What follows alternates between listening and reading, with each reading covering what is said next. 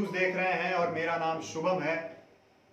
अभी तक की जो सबसे बड़ी खबर निकल के आ रही है वो ये है कि पीएमओ ने एक ट्वीट किया है, एक जानकारी साझा की है, जिसमें उन्होंने बताया है कि प्रधानमंत्री मोदी आज रात में 8 बजे देश को फिर एक बार संबोधित करने वाले हैं। जी हाँ, प्रधानमंत्री मोदी आज रात 8 बजे फिर एक बार राष्ट्र के नाम संबोधन देने वाले हैं। हालांकि इस जो खबर आई है, ये खबर जो आई है उसकी जो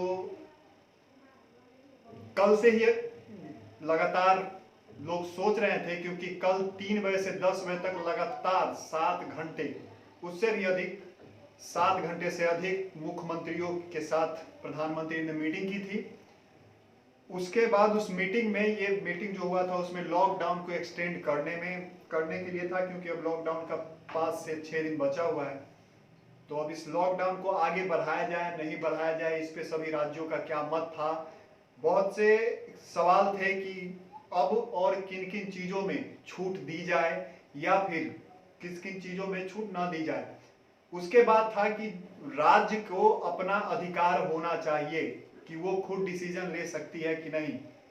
तो ये इन सब चीज़ों को लेकर कल प्रधानमंत्री ने वीडियो कॉन्फ्रेंसिंग के जरिए सभी राज्यों के मुख्यमंत्रियों से बात किया था, जिनमें अगर हम आपको बताएं तो 5 राज्य के जो मुख्यमंत्री थे वो लॉकडाउन को बढ़ाने के पक्ष में थे, जिनमें महाराष्ट्र हुए, पंजाब, पश्चिम बंगाल, तेलंगाना और बिहार। आपको बता दें कि महाराष्ट्र में जो कोरोना संक्रमण का जो मामला है वो लगातार बढ़ रहा है। पश्चिम बंगाल में यह आंकड़ा शुरू में जैसे बिहार था कम था, लेकिन अब वो भी जो मामला है वो लगातार बढ़ने लगा है। उसके बाद अगर हम पंजाब की बात करें, पंजाब में भी मामला बढ़ रहा है। तेलंगाना सरकार इसमें अच्छा काम कर रही है। तेलंगाना में अभी मामला जब बढ़ रहा था तो उसको एक हद तक रोका गया है। तो ये 5 राज्यों ने बोला कि लॉकडाउन को एक्सटेंड करना चाहिए। उसके बाद हालांकि यहाँ इतने घंटे चलने की जो ये वीडियो कॉन्फ्रेंसिंग थी, ये इसकी मुख्य वजह एक थी कि हर सीएम को सुना गया है। सभी राज्य के सीएम ने अपना जो मंतव्य है, जो अपने मन की बात है, वो प्रधानमंत्री के सामने रखी है। हम जब बिहार की बारी आई तो बिहार के मुख्यमंत्री नीतीश कुमार ने साफ कहा है कि केंद्र जो बोलेगा हम उसको मानेंगे, लेकिन उनका एक था कि मई के अंतिम तक कम से कम इस लॉकडाउन को बढ़ाया जाए। बिहार के मुख्यमंत्री, क्योंकि बिहार में प्रवासी जो मजदूर आ रहे हैं, प्रवासी जो मजदूर हैं, छात्र हैं या जो पर्यटक बाहर फंसे हुए हैं, उनका जब से आना शुरू हुआ है तो बिहार में कोरोना का संक्रमण लगातार बढ़ रहा है। 750 के पास अभी तक का जो आंकड़ा है वो 764 है। 764 संख्या हो गया है कोरोना संक्रमण का। 6 लोगों की मृत्यु हुई है। लेकिन एक बिहार में एक संतोषजनक खबर ये भी है कि जो ठीक होने का रेशियो है वो 50% से ऊपर है, और वो पूरे भारत में सबसे बढ़िया रेशियो बिहार का है। लेकिन बिहार सरकार के लिए अब चिंता का विषय बन गया है कि जो प्रवासी मजदूर बाहर से आ रहे हैं उनका जो रहना, जो सुरक्षा के साथ उनको रखना, उनकी जांच, सभी चीज को, क्योंकि अगर हम मुजफ्फरपुर की बात करें तो यहाँ 3 दिनों में 3 करके 9 संक्रमित पाए गए हैं। उसके बाद सीतामढ़ी में भी कल एक केस निकला। अब लगातार जो केसेस हैं वो बढ़ रहे हैं। अब हालांकि अभी तक आज का अगर हम आंकड़ा बताएं तो अभी तक सुबह से 2 अपडेट आए हैं। उसके बाद अभी तक कोई अपडेट स्वास्थ्य विभाग का नहीं आया है। लेकिन पिछले 2-3 दिनों में बहुत ज़्यादा केस बढ़ा है बिहार में।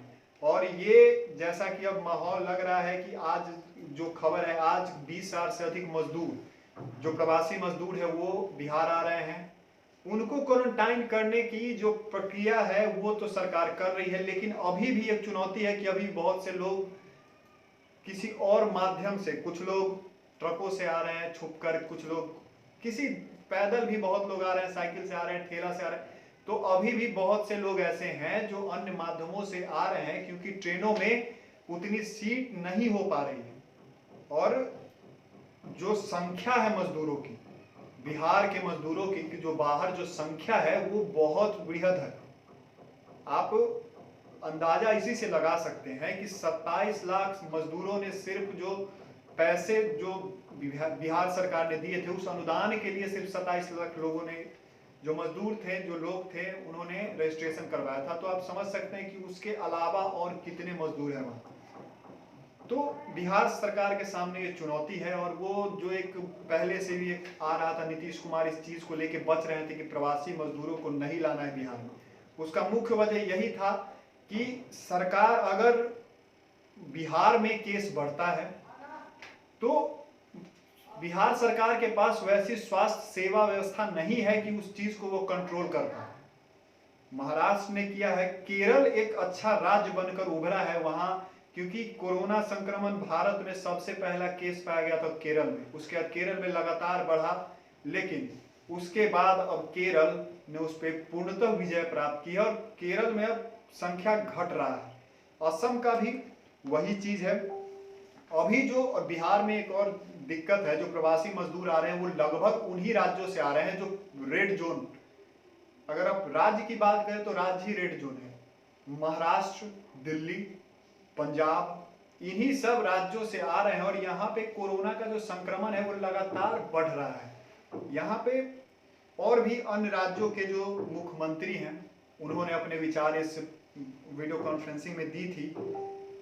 छत्तीसगढ़ के सीएम भूपेश बघेल ने सरकार से यह अनुरोध किया था कि मनरेगा के तहत 200 दिन की मजदूरी दी जाए जो मजदूर हैं उनको, क्योंकि अभी मजदूरों के लिए अभी कोई साधन नहीं है, सभी चीजों को बंद किया गया है। लेकिन अब धीरे धीरे जो सड़क निर्माण है, सड़क परिवहन के अंतर्गत जो आता है वो खुल रहा है, छोटी छोटी फैक्ट्रियां भी कहीं कहीं खुल रही है अब।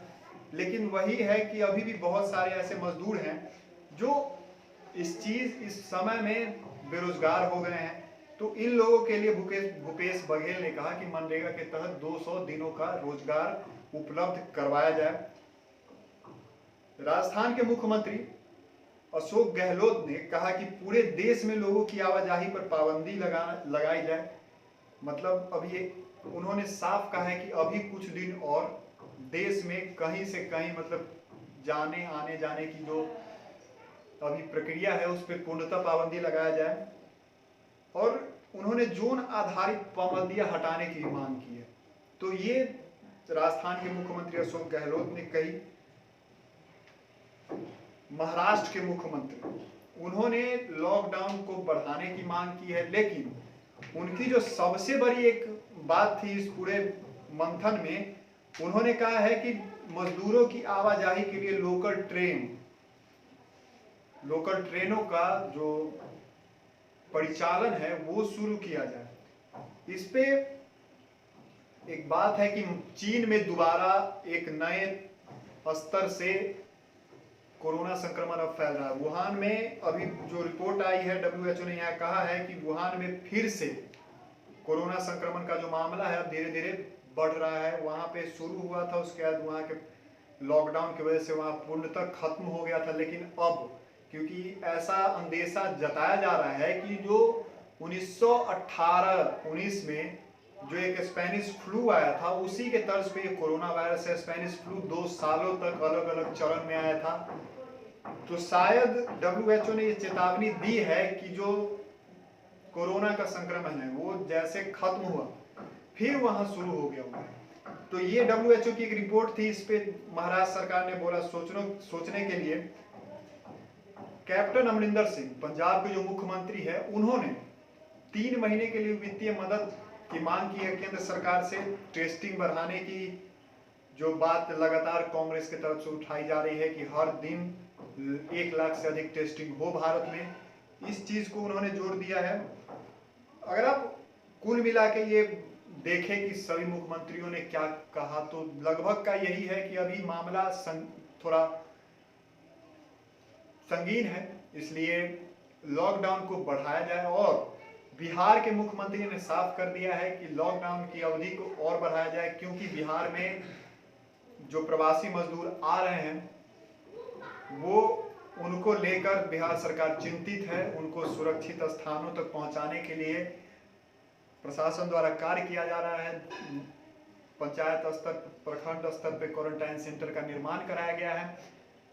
तो इसी चीज शायद लॉकडाउन को आगे बढ़ाने के लिए, क्योंकि पिछले बार हमने देखा था कि 2 लॉकडाउन की घोषणा खुद प्रधानमंत्री मोदी ने की थी, लेकिन तीसरे लॉकडाउन की घोषणा गृह मंत्रालय ने एक गाइडलाइन जारी करके किया था। लेकिन आज 8 बजे प्रधानमंत्री मोदी राष्ट्र को संबोधित करेंगे और यही देखना है कि आखिर क्या वो बोलते हैं, क्योंकि अगर आप देश की स्थिति देखें तो 70,000 से अधिक केसेज अब हो गए हैं देश में, तो अब देश में भी बहुत बढ़ रहा है। और अगर हम एम्स के निदेशक की बात करें तो उन्होंने भी साफ कहा है कि जून जुलाई में ये मामला, कोरोना संक्रमण का मामला और फैलेगा और बड़े स्तर पे जाएगा। तो आज इंतजार रहेगा रात 8 बजे का कि क्या कुछ बोलते हैं प्रधानमंत्री मोदी। हमारे भी चैनल पे आप लाइव देख सकते हैं उस चीज को। बहुत बहुत धन्यवाद।